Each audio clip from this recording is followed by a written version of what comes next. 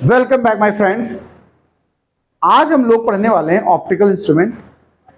Optical instruments में हमारे जो सिलेबस में सीबीएसई और आईसीएसई के लिए है 3 आर्टिकल मेन है। पहला हमारा एस्ट्रोनॉमिकल टेलीस्कोप, दूसरा रिफ्लेक्टिंग टेलीस्कोप और तीसरा हमारा कंपाउंड माइक्रोस्कोप। इनको समझने से पहले हमको कुछ छोटे छोटे 1-2 डेफिनेशंस जान लेने चाहिए। जैसे कि सबसे पहली डेफिनेशन जो हम डिस्कस करने वाले हैं, इसका नाम है पावर ऑफ एकोमोडेशन ऑफ आई। मतलब ये क्या है? एकोमोडेशन पावर क्या है? आप ऐसे समझिएगा, पावर ऑफ एकोमोडेशन का मतलब हुआ एक तरीके से एडजस्टमेंट पावर। देखिए, आप जब चश्मा लगाते हैं, स्पेक्टर्स यूज करते हैं, तो उसका अपना एक फिक्स पावर होता कि नहीं होता? बताओ। अगर पावर कम ज्यादा नीड होती है तो हमको लेंस चेंज कराना होता कि नहीं? बताइए। अगर पास वाला चश्मा है, क्या उससे दूर की चीजें देख करके आप काम चला सकते हो? या दूर वाले के लिए बनाया तुमने विजन के लिए, तो पास के लिए काम करेगा क्या? हम अपने कैमरे को देखो फोकस करते हैं पर्टिकुलर जगह के लिए, यानी लेंस एडजस्ट नहीं करते हैं फोकल लेंथ को। जबकि हमारी आई लेंस की एक ये स्पेसिफिक कह सकते हो इमेजिनरी पावर है, स्पेसिफिक पावर है हमारे आई में कि हम उसी आंख से, उसी लेंस से पास की चीजें भी क्लियर देख लेते हैं, मिड वे की भी देख लेते हैं और फार अवे की भी देख लेते हैं। हम इन्फिनिटी तक देख पाते हैं। पता है, हमारी जो पावर की आई का विजन है वो मिनिमम अगर पूछा जाए, least distance of distinct vision 25 centimetre है। नियरेस्ट हमारे जब 25 सेंटीमीटर कोई चीज होगी तो हम इजीली देख लेंगे। उससे लेस देन भी देख सकते हो, लेकिन फिर वो धीरे धीरे हेडेक होने लगेगा, आपका सर में दर्द शुरू होगा। तो हमारा least distance of distinct vision होता है 25 सेंटीमीटर और फार डिस्टेंस इंफिनिटी। एक ही लेंस तो है, ऐसा तो नहीं कि दूर का देखना तो फटाक से आंख का दूसरा लेंस शटर खोल करके निकल आया। क्यों भाई जी? ये जो फोकल लेंथ को कम ज्यादा करने की पावर है हमारी आंखों में, इसी को हम बोलते हैं पावर ऑफ एकोमोडेशन। क्या बोलेंगे? क्लियर है बात? तो चलिए इसको लिखते हैं, हेडिंग डालें आप लोग, पावर ऑफ एकोमोडेशन। इसके अंदर लिखिए to adjust focusing of any nearby as well as for object by our eye is known as power of accommodation।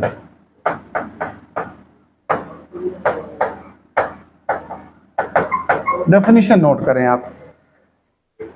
अब 1-2 पॉइंट्स ये भी लिख दीजिए इसी में साथ में कि हमारा नियर पॉइंट क्या है। तो ऐसे कह सकते हो द डिस्टेंस ऑफ या the least distance of distinct vision, the least distance of distinct vision for human I 25 centimetre. Far point infinite. Far point के लिए जब हम लोग चीज देख रहे होते हैं उसको रिलैक्स्ड आई बोलते हैं। हम लोग क्या बोलते हैं? इसको रिलैक्स्ड आई कंडीशन भी कहा जाता है। ये तो जान लीजिए। इसके बाद हम लोग अब पॉइंट स्टार्ट करेंगे विजुअल एंगल। ठीक है, विजुअल एंगल। ये विजुअल एंगल क्या है, जरा इसको समझना है। विजुअल एंगल, जैसे हम आप देखो, हमारे पास में कोई ट्री हो, वो हमको बड़ा दिखता है, और बहुत दूर अगर कोई बिल्डिंग बहुत हाई राइज भी हो तब भी वो हमको छोटी दिखती है। एक छोटा सा पेड़ उस बिल्डिंग को छुपा सकता है। मून हमको छोटा दिखता है एज कंपेयर टू बगल में अगर एक छोटा सा कोई मकान बना, वो बड़ा दिखेगा आपको। हम लोग जब ऊंची कहीं टेरिस पे खड़े होंगे तो नीचे की चीजें हमको छोटी दिखती हैं। क्या उतनी छोटी होती हैं क्या? मून क्या इतना छोटा है कि हम लोग हथेली में ऐसे कवर कर लें? वो लोग फोटो खिंचवाते हैं ऐसे करके। ताजमहल की चोटी से पकड़ लेते हैं, इतने लंबे हो गए हैं क्या? नहीं, है ना? तो कहने का सीधा मतलब है कि हमारी आईज पर कोई ऑब्जेक्ट जो एंगल बनाएगा, यानी angle subtended by any object at our eye is known as angle of visual या विजुअलाइजेशन एंगल। अच्छा, जो साइज हमें दिखता है वो इसी एंगल पर डिपेंड करता है। मैं इसको एक एग्जांपल से समझाना चाहता हूं। जैसे सपोज करिए हम इस जगह से विजन करने के लिए तैयार है, ये मेरी आंख है और एक ऑब्जेक्ट हमसे थोड़ा दूर यहां रखा है। तो अगर हम देखें तो हमारी इस आंख पर इस ऑब्जेक्ट ने अल्फा एंगल बना रखा कि नहीं, बताओ? सेम साइज का दूसरा ऑब्जेक्ट लेकिन थोड़ा दूर रखा है, देखो साइज सेम है बिल्कुल। अगर यहां से हम लेवल देखें तो ये पैरेलल है, सेम साइज है। बट अगर इसी जगह से हम इस ऑब्जेक्ट की चोटी को देखें तो हमें ये एंगल थोड़ा सा लेस दिख रहा है कि नहीं, बताओ? जैसे जैसे आप डिस्टेंस बढ़ाएंगे देखो विजुअल एंगल छोटा होता चला जा रहा है। देखिए सेम साइज का और दूर बना लीजिए आप, तो अब हमारा जो एंगल बनेगा वो क्या बनेगा? और लेस देन बनेगा, बताओ? जैसे जैसे हमारा ऑब्जेक्ट डिस्टेंस बढ़ाता जा रहा है, आप ध्यान देना जरा, वैसे वैसे विजुअल एंगल हमें लेस अपीयर हो रहा है। हर बार ये एंगल लेस होता चला जा रहा है, जबकि एक्चुअल में क्या, आप बताओ? ऑब्जेक्ट का साइज कम ज्यादा किया मैंने क्या? डिस्टेंस बढ़ने के साथ एंगल हमारा स्मॉल हो रहा है। तो कोई ऑब्जेक्ट हमें बिग अपीयर होगा या स्मॉल अपीयर होगा, इस एंगल पर डिपेंड करेगा। ध्यान रखिएगा, जो चीजें बड़ा एंगल बनाती है हमारी आंख पर वो हमको बड़ी दिखेंगी, जो छोटा एंगल बनाती है वो हमको छोटी दिखती हैं।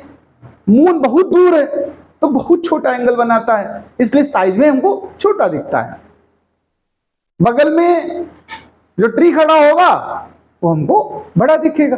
हम बिल्डिंग के एकदम पास खड़े हो तो हो सकता है एक साथ पूरी बिल्डिंग ना देख सको आप, क्योंकि वो लार्ज विजुअल एंगल बनाएगा। लेकिन आप थोड़ा दूर खड़े हो जाओ बिल्डिंग से तो पूरी बिल्डिंग भी दिखेगी, साथ में आसमान भी थोड़ा बहुत दिख जाएगा, क्योंकि डिस्टेंस बढ़ने के साथ एंगल ऑफ विजुअलाइजेशन स्मॉल होता जाता है। तो किसी भी ऑब्जेक्ट का जो अपीयरिंग साइज है हमारी आंख पर वो डिपेंड करेगा इस एंगल पर। बात समझते हैं? जो हमारे ऑप्टिकल इंस्ट्रूमेंट है ना, उनका काम यही है कि ये विजुअल एंगल की वैल्यू बड़ी कर देता है। बिग एंगल विजुअल बनेगा तो हमें वो ऑब्जेक्ट अपीयर होगा बिग। आपने माइक्रोस्कोप में कभी देखा हो, शायद बायोलॉजी वाले बच्चों ने स्लाइड व्लाइड बनाकर देखी हो शायद, तो बड़ी दिखती है चीजें, क्योंकि वो माइक्रोस्कोप करता क्या है, विजुअल एंगल बिग कर देता है। हम आगे डिस्कस करेंगे। चलो डेफिनेशन की बात करने से पहले आप हेडिंग डालो। तो डेफिनेशन जरा इसकी लिख लेते हैं। देखिए लिखिए, the angle subtended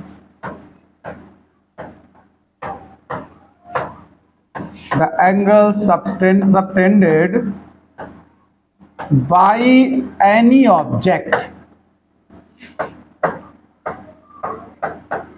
at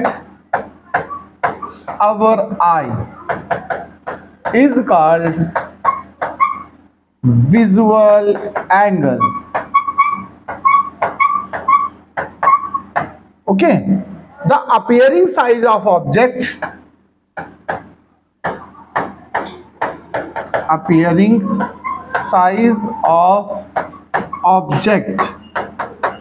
depends on visual angle. For big visual angle, object appear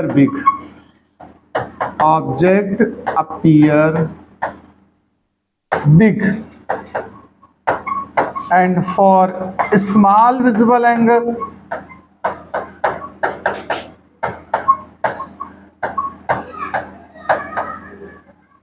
object appear small.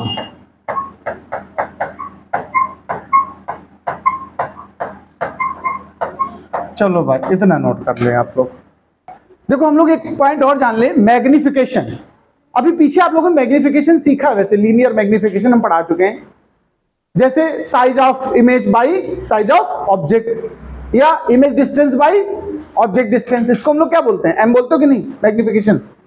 यहां पर थोड़ा सा चेंज हो रहा है, मतलब बात वही है बट यहां एक और स्टाइल है। यहां हम दो एंगल्स यूज कर रहे हैं, उनका रेशियो हमारा मैग्निफिकेशन होगा। अब बीटा बाई अल्फा यूज किया, इन द सेंस वो जो डायग्राम में बीटा अल्फा बनाए वो नहीं है, वो सब डायरेक्टली बनाए थे हम लोगों ने। इसमें देखो जो बीटा है, ध्यान रखना प्लीज, ये हमारा विजुअल एंगल है विद एडेड आई। क्या है? विजुअल एंगल विद एडेड आई। ध्यान रखना प्लीज, एडेड आई का मीनिंग समझ पाए आप? With the help of instrument. ये विजुअल एंगल तब है जब हमने इंस्ट्रूमेंट यूज कर लिया है, और जो अल्फा है वो क्या है? विदाउट इंस्ट्रूमेंट, यानी इसको हम कहेंगे विजुअल एंगल डायरेक्टली एट आई। यानी जब सीधा सीधा ऑब्जेक्ट और आईज का इस्तेमाल हो रहा, बीच में कुछ लगाया नहीं हमने, टेलीस्कोप माइक्रोस्कोप, तो जो एंगल बना था वो अल्फा था।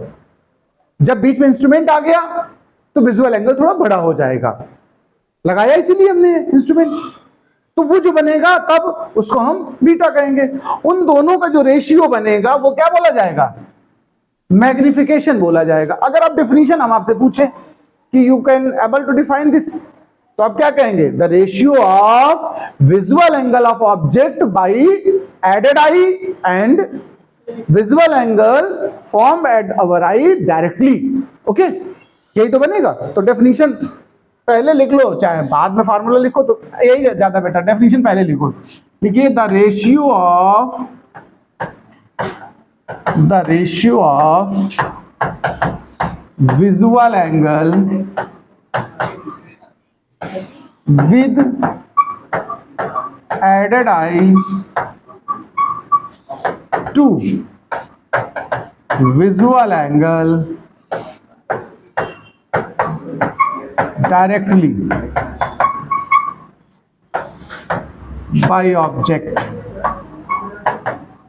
at eye, object at eye